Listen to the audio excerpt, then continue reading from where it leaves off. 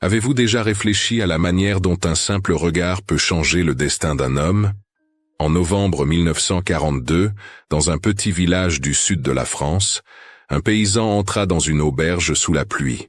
Quelques minutes plus tard, toute la salle riait de lui, sans imaginer qu'en moins de 12 heures, ce même homme deviendrait celui qui sauverait leur vie. Et ce qui fut photographié ce soir-là, par hasard, allait devenir l'une des images les plus troublantes de l'histoire locale. Restez avec moi, car aujourd'hui je vais vous raconter cette histoire dramatisée, inspirée de faits et d'émotions bien réelles.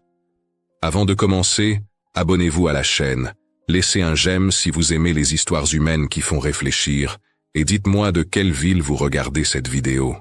Chaque commentaire aide à garder vivante la mémoire de ceux qu'on aurait pu oublier. Cette photographie fut prise le 17 novembre 1942, à exactement 19h23, dans une auberge de Saint-Martin-de-Provence. Elle capture le moment précis où une salle entière riait d'un homme sans savoir qu'en moins de 12 heures, ce même homme les sauverait tous. L'homme sur la photo s'appelait Jean Villeneuve. Il avait 52 ans, des mains calleuses et un regard qui portait le poids de 2 morts. Et si vous restez jusqu'à la fin, vous découvrirez pourquoi cette image devint le symbole d'une vérité que personne n'osa plus ignorer. Novembre 1942. La Provence vivait sous l'ombre grise de l'occupation allemande, depuis que l'opération Anton avait étendu la présence militaire jusqu'à la zone libre. Les villages du Sud, autrefois baignés de soleil et de rire, s'étaient transformés en labyrinthe de silence et de méfiance. À Saint-Martin-de-Provence, un hameau de 847 habitants selon le recensement municipal de cette année-là, l'ancienne auberge l'Auberge du Soleil servait encore du vin et des soupes maigres aux voyageurs. Mais ce n'était plus un lieu de joie. C'était un endroit où l'on venait oublier, boire et survivre à un jour de plus. Ce soir-là, la pluie tambourinait contre les fenêtres. Le thermomètre indiquait 8 degrés, une température glaciale pour la région. La salle était enfumée, éclairée par des lampes à huile vacillante. Autour des tables en bois usées, plusieurs silhouettes se réchauffaient près du feu. Un groupe de jeunes officiers allemands occupait la grande table près de la cheminée. Ils riaient fort, leurs uniformes impeccables contrastant avec la misère ambiante. 2 commerçants locaux, M. Beaumont et M. Cartier, discutaient à voix basse dans un coin. Une femme élégante aux cheveux noirs, Madame Roussel, sirotait du cognac en fumant une cigarette. Et derrière le comptoir, Lucie Garnier, 23 ans, essuyait des verres avec des gestes mécaniques, son tablier taché après 14 heures de travail. Puis, la porte s'ouvrit. Un homme entra trempé de pluie. Ses vêtements de paysan étaient couverts de boue séchée. Ses bottes usées laissaient des traces humides sur le plancher. Son chapeau défoncé goûtait. Une forte odeur de terre et de sueur accompagnait ses pas. Jean Villeneuve venait de marcher 8 kilomètres sous la pluie froide depuis sa ferme isolée pour récupérer une commande de semences au bourg voisin. Sans endroit où dormir et avec seulement quelques francs en poche, il avait poussé la porte de l'auberge dans l'espoir d'obtenir un bol de soupe et un coin pour passer la nuit. Le silence tomba une seconde. Puis les regards se tournèrent vers lui. D'abord curieux, puis méprisant. Un des officiers allemands, un jeune lieutenant blond nommé Klaus Hoffmann, leva son verre de vin et lança d'une voix forte, en français approximatif mais compréhensible. « Voilà le roi des cochons qui vient dîner avec nous. » La table explosa de rire. Les commerçants échangèrent des sourires complices. Madame Roussel détourna le regard avec dégoût. Seule Lucie ne rit pas. Elle observait l'homme, immobile près de la porte, ses épaules légèrement affaissées sous le poids invisible de l'humiliation. Jean ne réagit pas. Il avait appris depuis longtemps que certaines batailles ne méritaient pas d'être livrées. Il retira son chapeau, révélant des cheveux gris clairsemés, et se dirigea vers une petite table isolée dans le fond de la salle. Ses articulations le faisaient souffrir, une douleur sourde dans les doigts qui empirait avec le froid et l'humidité. Mais il serra les dents et s'assit sans un mot. Lucie s'approcha avec un petit sourire compatissant. Elle aussi connaissait la honte. Son père avait perdu leur ferme au jeu 2 ans auparavant, et elle avait dû accepter ce travail misérable pour survivre. « Que puis-je vous apporter, monsieur ?» demanda-t-elle doucement. Jean leva les yeux vers elle. « De la soupe, s'il vous plaît. Et un morceau de pain, si c'est possible. » Le rationnement de novembre 1942 limitait chaque personne à 200 grammes de pain par jour, mais Lucie glissa discrètement un morceau plus généreux dans l'assiette. Elle avait ce don étrange de reconnaître ceux qui méritaient de la gentillesse. Jean la remercia d'un hochement de tête et commença à manger lentement, ignorant les rires sporadiques qui continuaient à fuser de la table des officiers. Il pensait à son fils Henri, mort à Dunkerque le 10 juin 1940, dont le certificat de décès était rangé dans un tiroir de sa ferme. Il pensait à leur dernière conversation, cette dispute terrible où Henri lui avait crié « Tu ne comprends rien à la vraie vie, papa ». Depuis ce jour, Jean n'avait jamais cessé de porter cette culpabilité comme une pierre dans le cœur. Vers 19h20, un homme mince entra dans l'auberge. Il portait un appareil photographique autour du cou et un brassard avec l'aigle allemand. Hans Müller, Kriegsberichterstatter, correspondant de guerre officiel chargé de documenter la vie rurale française pour les archives du Reich. Il salua les officiers qui l'accueillirent avec enthousiasme et commanda une bière. Puis, observant la scène, il eut une idée. Il voulait capturer l'ambiance de cette soirée, ce mélange étrange de convivialité forcée et de tension sous-jacente. « Messieurs, mesdames, permettez-moi de prendre une photographie de cette belle assemblée », annonça-t-il en français. Les officiers approuvèrent bruyamment. Madame Roussel ajusta ses cheveux. Les commerçants se redressèrent. Au moment précis où Hans Müller leva son appareil, le lieutenant Klaus lança une nouvelle remarque moqueuse vers Jean. « Et notre paysan, il veut aussi être immortalisé. » Les rires éclatèrent à nouveau. C'est à ce moment exact, à 19h23, que le flash illumina la pièce. La photographie qui en résulta était saisissante. On y voyait les visages hilars des officiers, les sourires complices des commerçants, l'expression distante de Madame Roussel. Et au fond, flou mais visible, Jean Villeneuve. Il ne riait pas. Il regardait directement l'objectif avec une dignité silencieuse qui contrastait violemment avec l'hilarité générale. Mais ce que personne ne savait, c'est que cet homme humble portait un secret qui pourrait coûter sa vie. Un secret qui, en moins de 12 heures, allait transformer cette salle remplie de moqueries en un lieu de silence respectueux. Car Jean Villeneuve n'était pas ce qu'il semblait être.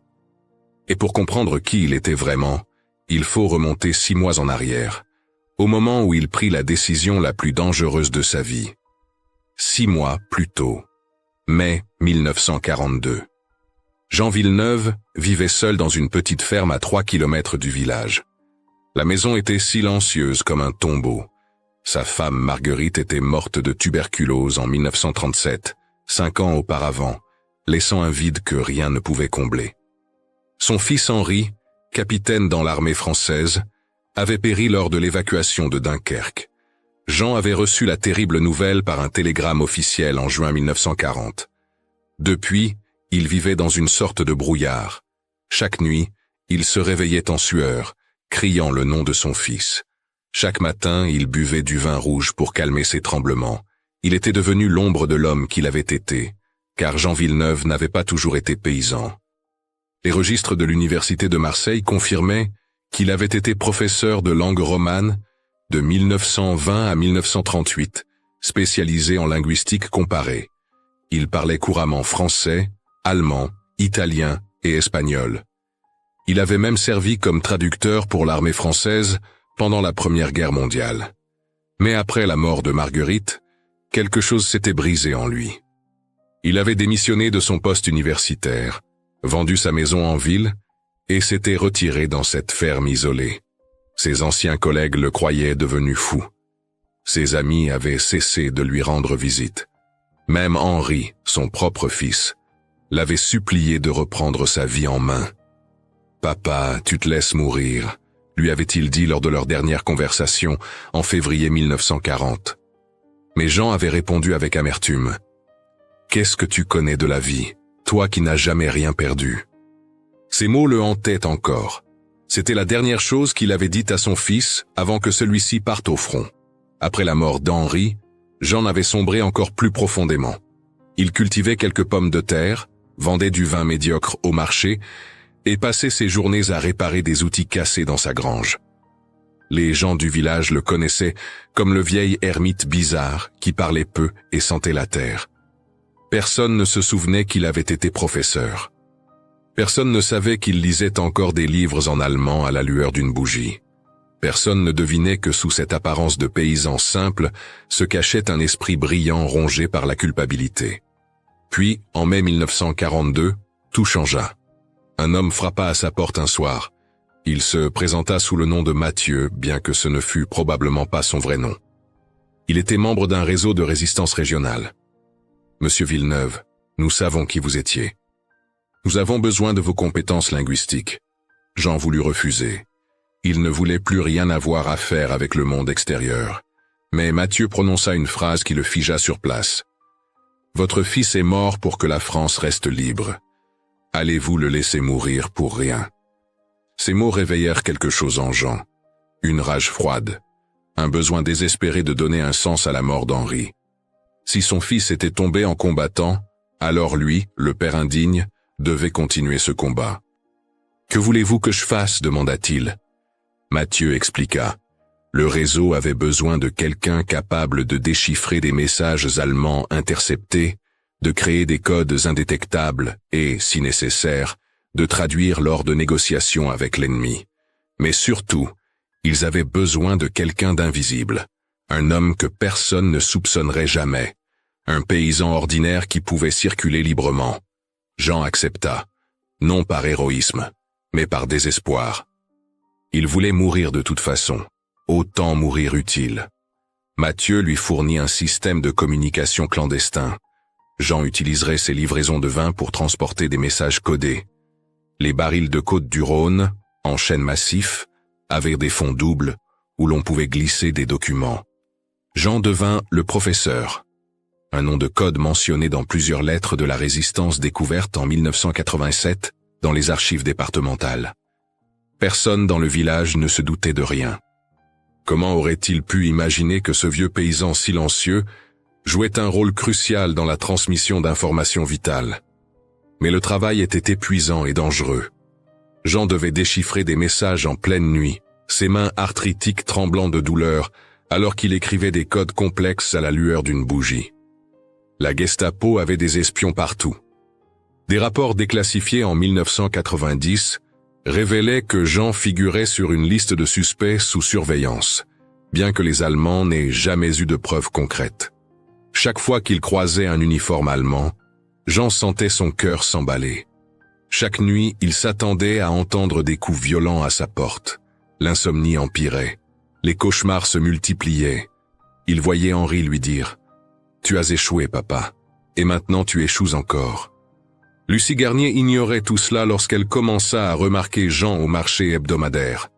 Elle le voyait vendre ses maigres récoltes, toujours seul, toujours silencieux. Quelque chose dans son regard la touchait. Elle aussi connaissait la solitude. Son père, autrefois fermier prospère, avait sombré dans l'alcoolisme après avoir tout perdu au jeu. Lucie travaillait 14 heures par jour à l'auberge pour payer les dettes familiales. Elle subissait les regards lubriques des clients ivres, les remarques déplacées, les mains qui s'attardaient trop longtemps lorsqu'elle posait les verres. Son patron, Monsieur Dubois, la payait un salaire de misère, en sachant qu'elle n'avait pas le choix. Et puis il y avait Klaus Hoffmann, le jeune lieutenant allemand. Il venait souvent à l'auberge et la traitait avec une politesse déconcertante. Il lui demandait comment elle allait, la remerciait sincèrement, ne la touchait jamais. Lucie se sentait honteuse de remarquer sa gentillesse. Comment pouvait-elle apprécier l'attention d'un ennemi, alors que des Français mouraient chaque jour? Mais Klaus était le seul homme qui la traitait comme un être humain, pas comme un objet. Cette pensée la remplissait d'une culpabilité dévorante. Le soir, elle priait pour que la guerre finisse. Peu importait qui gagnerait, du moment que cette souffrance cesse. Ce qu'elle ne savait pas, c'est que Klaus avait lui aussi ses propres tourments. Il détestait cette guerre. Il écrivait des lettres à sa mère en Bavière, où il avouait ne pas comprendre pourquoi il se battait.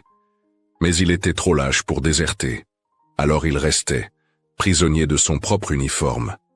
Et Jean Villeneuve, assis dans son coin de l'auberge ce soir de novembre 1942, observait tout cela avec une lucidité terrible. Il voyait la souffrance de Lucie, il voyait le conflit dans les yeux de Klaus, il voyait l'hypocrisie des commerçants qui collaboraient en secret. Il voyait tout, et il se taisait, parce que c'était le prix de la survie. Mais cette nuit-là, tout allait changer. Après le flash du photographe, la soirée continua dans une atmosphère de fausse jovialité.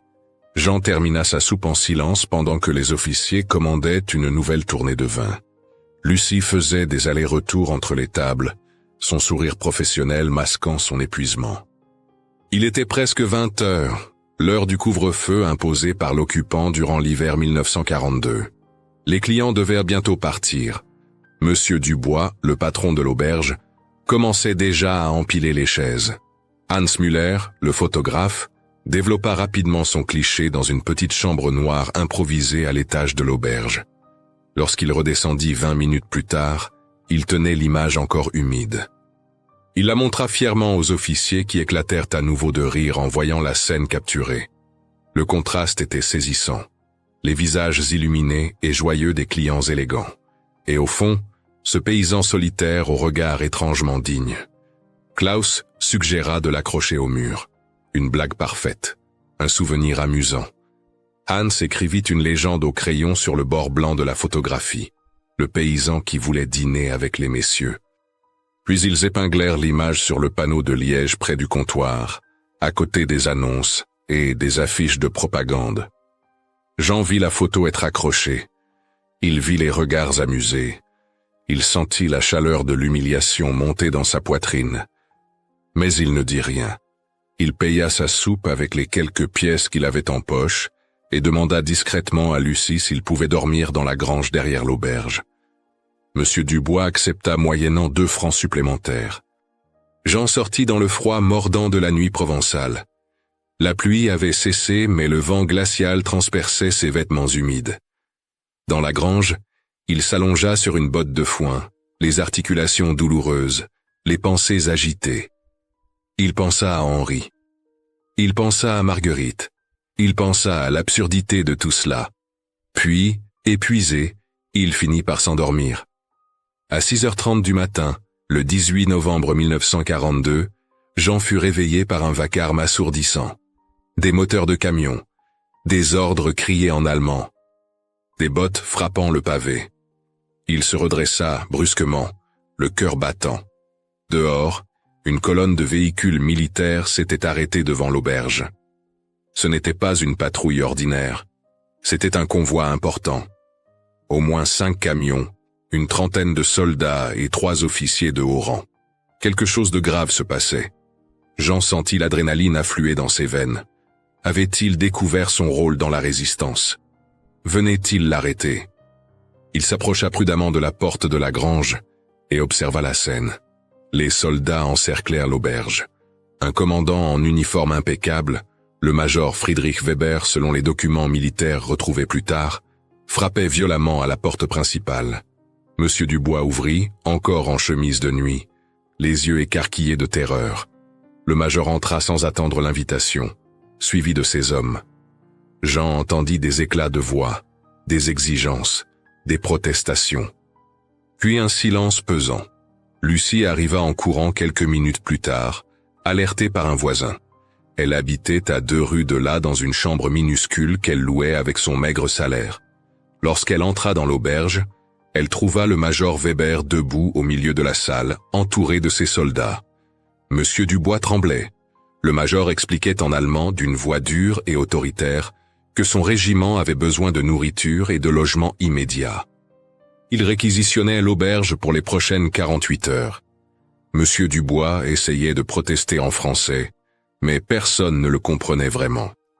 C'est alors que Klaus Hoffmann, le jeune lieutenant de la veille, entra dans l'auberge. Il salua le major Weber et commença à traduire maladroitement les demandes en français. Mais son niveau était médiocre. Il confondait les temps, cherchait ses mots, créait des malentendus. Le major Weber s'impatientait visiblement. « M. Dubois ne comprenait pas la moitié de ce qui lui était demandé.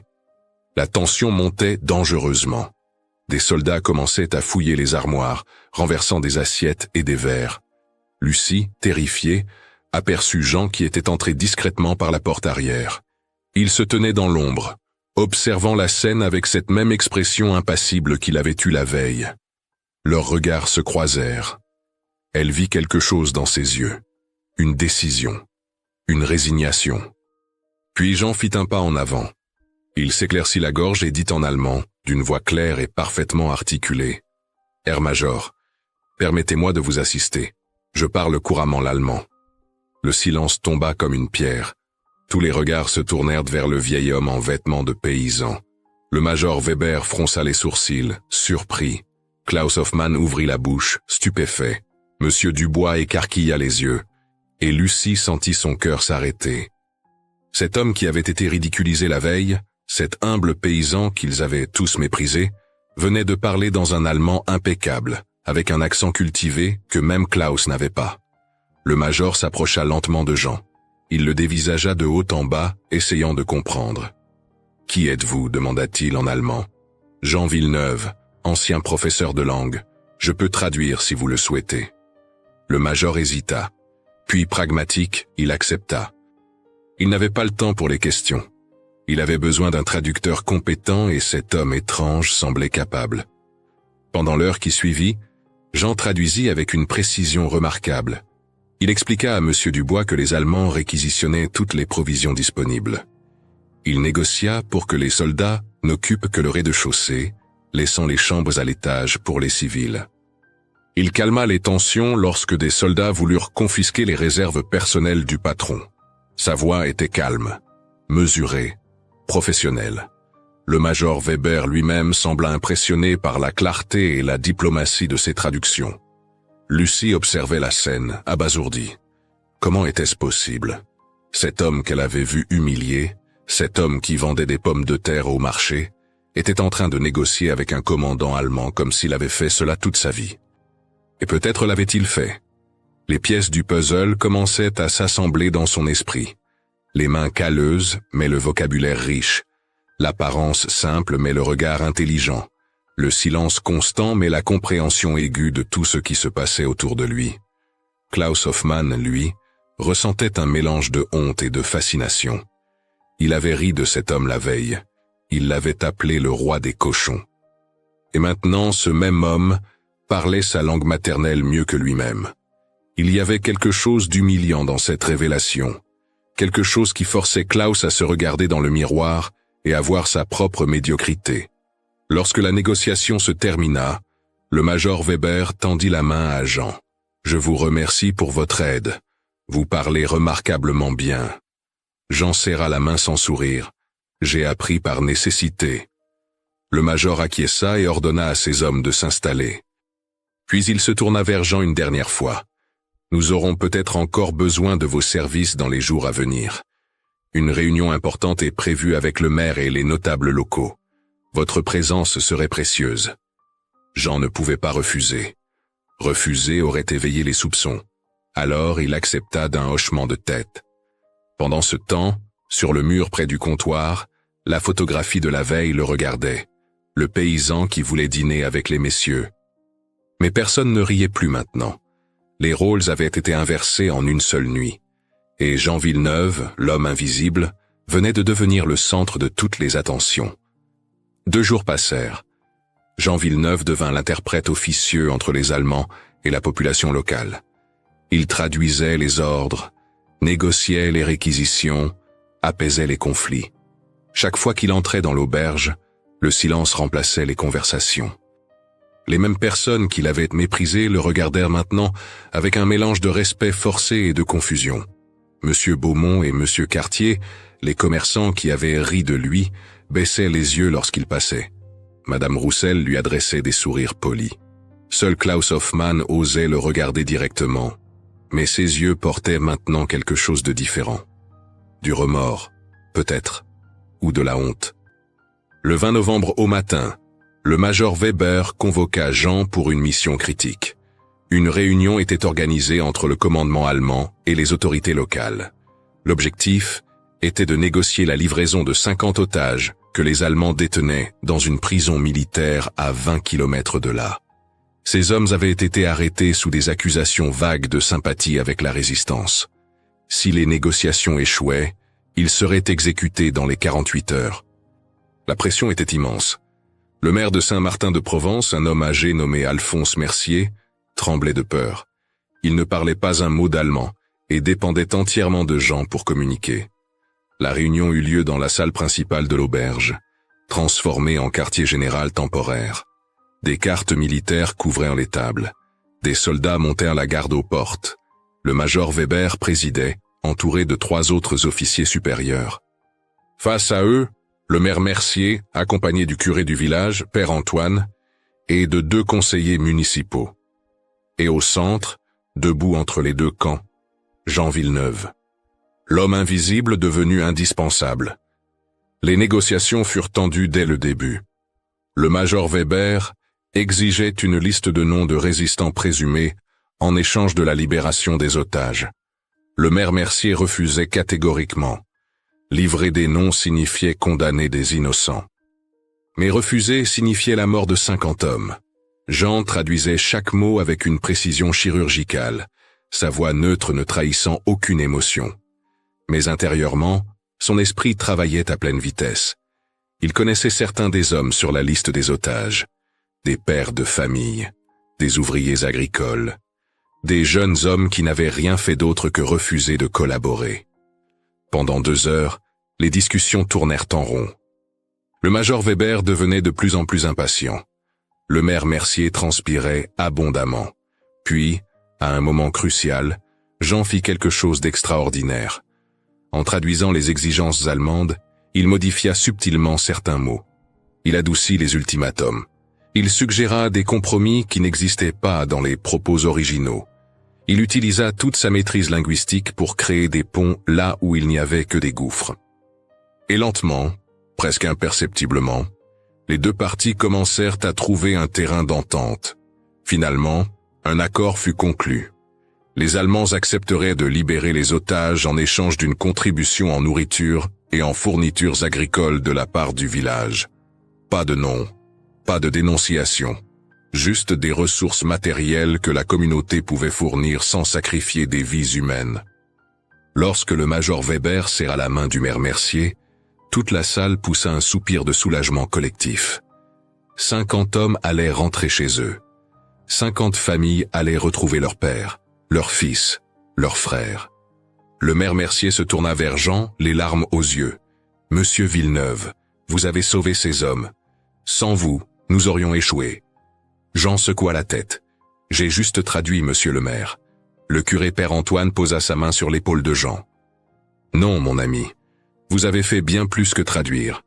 Vous avez été un pont entre 2 mondes en guerre. » Même Klaus Hoffmann s'approcha et murmura en allemand.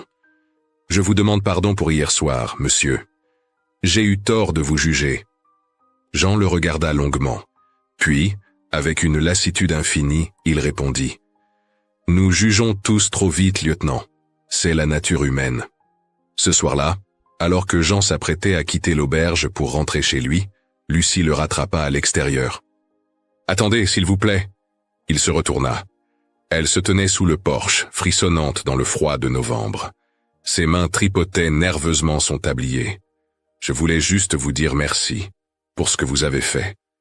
Pas seulement aujourd'hui, mais hier soir aussi, quand vous m'avez traité avec gentillesse alors que personne d'autre ne le faisait. » Jean fronça les sourcils, surpris. « Mais je n'ai rien fait de spécial. » Lucie sourit tristement. « Justement. Vous êtes resté vous-même malgré leur mépris.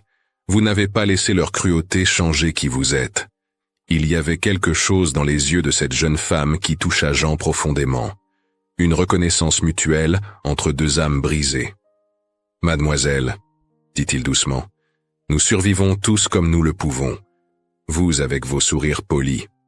Moi avec mon silence. Ce n'est ni de l'héroïsme, ni de la noblesse. C'est juste de la survie. » Mais Lucie secoua la tête. « Non, c'est plus que cela. Et les gens doivent le savoir. » Elle se tourna et rentra rapidement dans l'auberge. Jean resta seul dans la rue sombre, confus par cet échange étrange. Il ne comprenait pas ce qu'elle voulait dire. Pas encore. Mais il le découvrirait bientôt.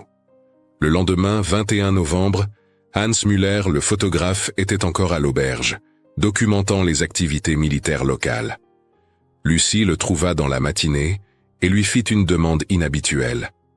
Elle voulait qu'il prenne une nouvelle photographie de Jean Villeneuve, mais pas une photo moqueuse, une vraie photo, une photo qui montrerait l'homme tel qu'il était vraiment. Hans, qui avait assisté aux négociations et était impressionné par la performance de Jean, accepta volontiers. Il était lui-même mal à l'aise avec la photo humiliante accrochée au mur. C'était une plaisanterie cruelle, dont il regrettait maintenant d'être l'auteur.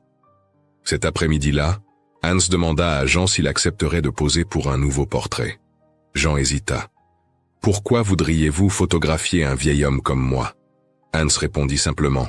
« Parce que vous méritez d'être vu. Vraiment vu. » Après un long silence, Jean accepta. Ils allèrent dehors, devant l'auberge. Le ciel était gris, lourd de nuages. Le vent froid soufflait dans les rues désertes. Hans plaça Jean devant le mur de pierre de l'auberge. Il lui demanda de retirer son chapeau, de regarder directement l'objectif, de ne rien forcer, juste être. Jean se tint là, immobile, ses cheveux gris décoiffés par le vent, ses mains calleuses le long de son corps, son visage marqué par le chagrin et la fatigue. Mais il y avait quelque chose dans son regard, une dignité tranquille, une force silencieuse qui ne demandait ni reconnaissance ni pitié. Hans appuya sur le déclencheur. Le flash illumina le visage de Jean pendant une fraction de seconde. Et cette image, cette deuxième photographie, captura quelque chose que la première avait manqué. L'humanité, la complexité, la profondeur d'un homme qui portait ses tragédies avec une grâce discrète. Lorsque Hans développa la photo, il la donna à Lucie. Elle la regarda longuement, les yeux humides. Puis elle prit un stylo et écrivit soigneusement au bas de l'image, en lettres élégantes et fermes. L'homme qui n'a jamais eu besoin d'être entendu pour être respecté. Elle colla cette photographie derrière le comptoir de l'auberge, à un endroit où elle pouvait la voir chaque jour, où elle pourrait se rappeler qu'il existe des gens qui restent dignes, même quand le monde essaie de les briser. Jean vit la photo et la légende. Pour la première fois depuis la mort de son fils, il sentit quelque chose se desserrer dans sa poitrine. Une petite fissure dans le mur de culpabilité qu'il avait construit autour de son cœur. Il regarda Lucie et murmura « Merci de m'avoir vu ». Elle sourit à travers ses larmes. « Comment aurais-je pu ne pas vous voir, monsieur Villeneuve ?» Les mois suivants furent parmi les plus étranges de la vie de Jean Villeneuve. Il continuait sa double existence. Le jour, il était le paysan silencieux qui vendait des légumes au marché. La nuit, il déchiffrait des messages codés pour la résistance, ses mains arthritiques tremblant au-dessus de feuillets secrets à la lueur d'une bougie. Mais quelque chose avait changé en lui depuis cette photographie. Il ne cherchait plus à mourir. Il cherchait à vivre assez longtemps pour que son fils soit fier, pour que la mort d'Henri ait un sens. Décembre 1942 passa dans un froid mordant. Janvier et février 1943 apportèrent des nouvelles de plus en plus sombres. La guerre s'intensifiait, les arrestations se multipliaient. Le réseau de résistance auquel Jean appartenait perdait des membres chaque semaine.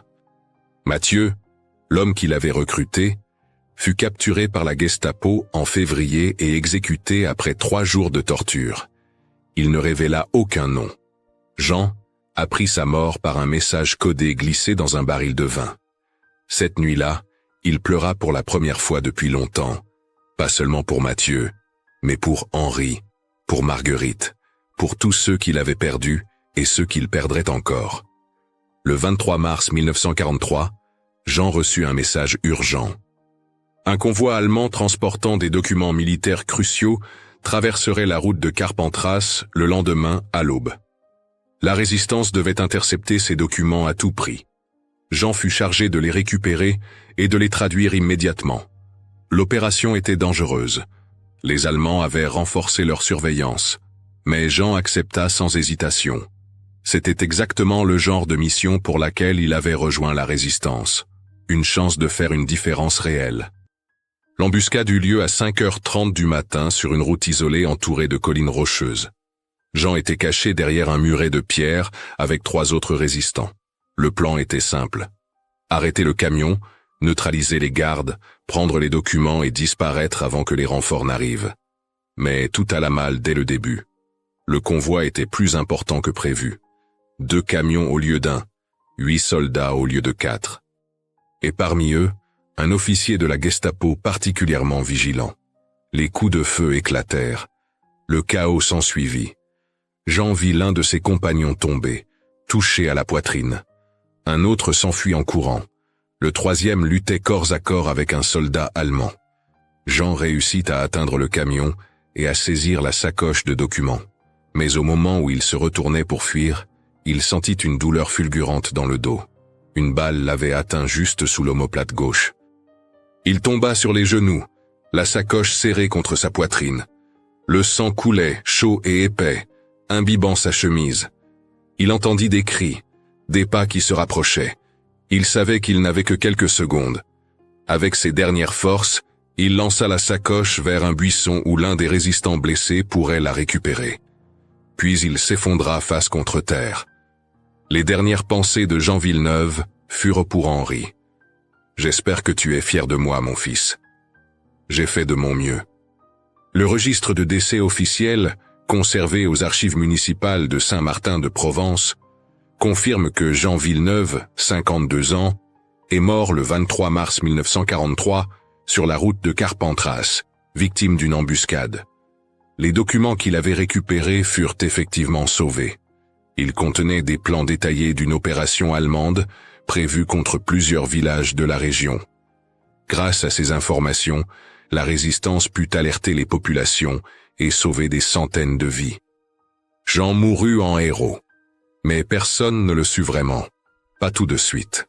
Les dossiers déclassifiés en 1987 révélèrent que Jean Villeneuve, connu dans la résistance sous le nom de code le professeur, avait été l'un des traducteurs et décodeurs les plus précieux du réseau régional. Sans ses compétences linguistiques, de nombreuses opérations auraient échoué. Lucie Garnier apprit la mort de Jean 3 jours plus tard par un homme qui vint discrètement à l'auberge. Il ne donna pas de détails. Il dit simplement que Jean Villeneuve était mort en servant la France. Lucie pleura cette nuit-là. Elle décrocha la photographie qu'elle avait mise derrière le comptoir et la cacha dans sa chambre. Elle ne voulait pas que les Allemands la trouvent. Elle ne voulait pas que cette image de dignité soit souillée par des mains ennemies. Les années passèrent. La guerre se termina en 1945. Saint-Martin-de-Provence fut libéré. Klaus Hoffmann, le jeune lieutenant qui avait ri de Jean, déserta quelques semaines avant la fin de la guerre. Il rentra en Allemagne sous une fausse identité et devint professeur d'histoire dans une petite ville de Bavière. Il ne parla jamais de ce qu'il avait vu en France. Mais il n'oublia jamais le visage de Jean Villeneuve, cet homme qui lui avait montré que la dignité n'a pas besoin de mots. Lucie continua à travailler à l'auberge jusqu'en 1950. Puis elle quitta le village pour s'installer à Marseille, où elle ouvrit une petite librairie. Elle emporta avec elle les 2 photographies de Jean, celle de l'humiliation et celle de la rédemption. En 1965, alors que Lucie avait 46 ans, une exposition historique fut organisée à Marseille sur la résistance française en Provence. Les organisateurs cherchaient des témoignages, des documents, des objets personnels de cette époque. Lucie hésita longtemps, puis elle décida qu'il était temps. Elle apporta les 2 photographies de Jean Villeneuve et raconta son histoire. Comment un homme humble avait été méprisé, puis révélé, puis oublié. Comment il était mort pour sauver des vies que personne ne saurait jamais qu'il avait sauvées. Son témoignage, enregistré en 1965 et conservé aux archives départementales, disait simplement « Il n'a jamais demandé de reconnaissance. Il faisait ce qui devait être fait, sans attendre de remerciements. C'est cela, la vraie grandeur. » L'exposition attira beaucoup de visiteurs. Et un jour, un homme âgé aux cheveux blancs s'arrêta longuement devant les photographies de Jean. Lucie le reconnut immédiatement malgré les années. Klaus Hoffmann. Il avait vieilli, son dos était courbé, Mais ses yeux étaient les mêmes. Il regardait la photo de Jean avec une intensité douloureuse. Lucie s'approcha. « Vous vous souvenez de lui, n'est-ce pas ?» Klaus se retourna, surpris. Puis il la reconnut. « Vous êtes la serveuse de l'auberge. » Lucie acquiesça. Klaus regarda à nouveau la photographie. « Je me souviens, oui. J'ai passé 20 ans à essayer d'oublier. Mais son visage me hante encore. Je savais qu'il était spécial. Je le voyais dans ses yeux. Mais j'ai eu trop peur de le dire, trop peur de désobéir, trop peur d'être différent. » Lucie posa doucement sa main sur le bras de Klaus. « Vous étiez jeune. Nous l'étions tous. » Klaus secoua la tête. « Ce n'est pas une excuse. J'aurais dû être meilleur. » Il regarda la légende sous la seconde photo. L'homme qui n'a jamais eu besoin d'être entendu pour être respecté. C'est vous qui avez écrit cela. Lucie hocha la tête. Parce que c'était la vérité. Il n'avait besoin de personne pour savoir qui il était. Autour d'eux, d'autres visiteurs s'étaient arrêtés. Ils écoutaient en silence cette conversation entre une ancienne serveuse française et un ancien soldat allemand devant les photos d'un homme oublié. Quelqu'un demanda « Qu'est-il devenu ?» Lucie répondit avec une voix qui tremblait légèrement. « Il est mort en mars 1943, en accomplissant une mission pour la résistance. Il a sauvé des centaines de vies ce jour-là. Mais il n'y a pas de plaque commémorative, pas de rue à son nom. Juste ces 2 photographies et les souvenirs de ceux qui l'ont connu. Le silence qui suivit était différent de tous les silences précédents. Ce n'était pas le silence du mépris comme en novembre 1942. Ce n'était pas le silence de la peur. C'était le silence du respect, de l'admiration, de la reconnaissance d'une vérité profonde, que la valeur d'un être humain ne se mesure pas à ce que les autres voient, mais à ce qu'il fait quand personne ne regarde. Après l'exposition, Lucie reprit les photographies. Elle ne les donna jamais à un musée. Elle les garda dans sa librairie, accrochées discrètement derrière son bureau. Parfois, des clients remarquaient les images et demandaient qui était cet homme. Lucie leur racontait l'histoire. Toujours la même, toujours avec la même émotion. Et ceux qui l'écoutaient repartaient changés, parce qu'ils avaient compris quelque chose d'essentiel. Que dans un monde qui juge trop vite, qui méprise les apparences, qui oublie ceux qui ne font pas de bruit, il existe des gens comme Jean Villeneuve, des gens qui choisissent la dignité plutôt que la vengeance, le service plutôt que la reconnaissance, le silence plutôt que la gloire. Lucie Garnier mourut en 1989 à l'âge de 70 ans. Dans son testament, elle légua les 2 photographies de Jean Villeneuve à sa nièce, Sophie Garnier, avec une lettre. Ces images sont mon héritage le plus précieux. Garde-les. Raconte son histoire. Rappelle aux gens que la grandeur ne fait pas toujours de bruit. Aujourd'hui, ces photographies restent dans la famille Garnier, transmises de génération en génération. Elles ne sont pas exposées dans un musée public. Elles sont accrochées dans le salon modeste d'une maison à Marseille. Et chaque fois qu'un membre de la famille regarde le visage de Jean Villeneuve, il se souvient que le vrai courage n'a pas besoin d'audience, que la vraie dignité ne demande pas de validation, que les héros les plus extraordinaires sont souvent ceux que le monde ne remarque jamais, jusqu'à ce qu'il soit trop tard pour les remercier. Cette histoire fictionnelle, inspirée de notre réalité, nous rappelle que la vraie grandeur ne se montre pas. Elle se prouve en silence. Jean Villeneuve n'a pas cherché la gloire. Il a choisi la dignité. Dans un monde où l'on juge si vite, il nous enseigne que le courage peut exister sans bruit et que la compassion peut changer un destin. Ce n'est pas le regard des autres qui fait la valeur d'un être humain, mais ses choix lorsqu'il croit que personne ne le voit. Et vous, que feriez-vous à la place de Jean? Avez-vous déjà été jugé sur les apparences? Croyez-vous qu'un seul acte silencieux puisse encore transformer une vie, même au cœur du désespoir? Si cette histoire vous a touché, écrivez le mot dignité dans les commentaires pour montrer que vous êtes resté jusqu'à la fin. Dites-nous aussi de quelle ville vous regardez cette vidéo, et si vous le souhaitez, partagez une histoire ancienne de votre famille, un souvenir ou un témoignage du passé. Peut-être inspirera-t-il un prochain récit sur cette chaîne. Merci de votre fidélité. Abonnez-vous, laissez un j'aime, activez la cloche et partagez cette histoire pour que la mémoire des âmes discrètes continue de vivre.